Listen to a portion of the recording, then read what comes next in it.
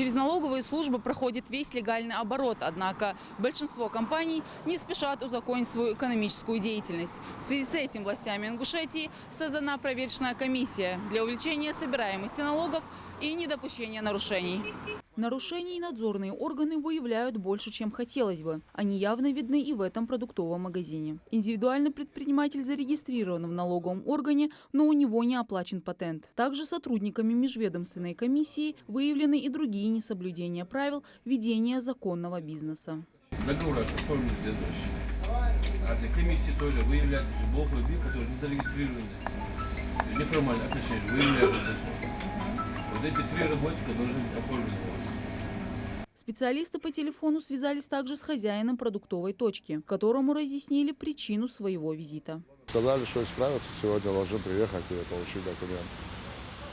Трудовые отношения тоже будут зарегистрированы.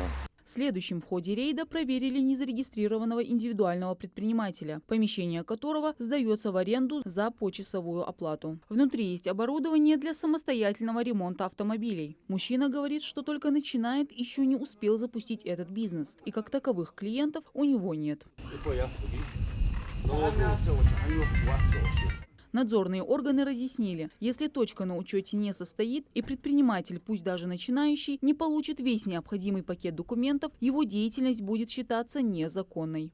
Объект переводе есть жилое помещение, во-первых. Земля нецелевого использования.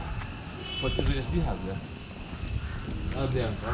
Да. Ты имеешь в виду, что вот. Перевод есть, жилого, нежилое помещение, бог лежит. И по него куча проходит.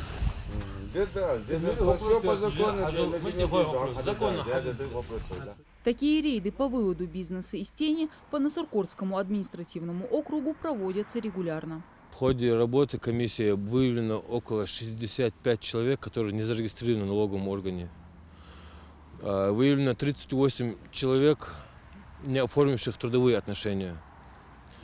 За период поставлено на учет 18 индивидуальных предпринимателей и заключены договора на 23 человека. Зарегистрироваться и получить свидетельство на право торговли и других услуг согласно закону обязан каждый. Иначе индивидуального предпринимателя ждут неприятные последствия. Штрафуем по статье 14.1 КоАП. Участковые выносят предписание протокола.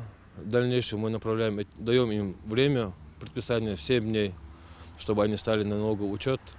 После, по истечению 7 дней, направляем дела в прокуратуру, материалы все собранные, и в дальнейшем будем направлять в суд для приостановления деятельности. Чтобы показатели налоговых сборов только росли, свои рейды налоговая служба будет продолжать и в дальнейшем. Кстати, чтобы заплатить в бюджет налоги, предпринимателям Ингушетии сегодня не нужно лично появляться в органах ФНС. Для этого существуют электронные сервисы. Мадина Цора, Джамалил Султыгов, Магаз 24.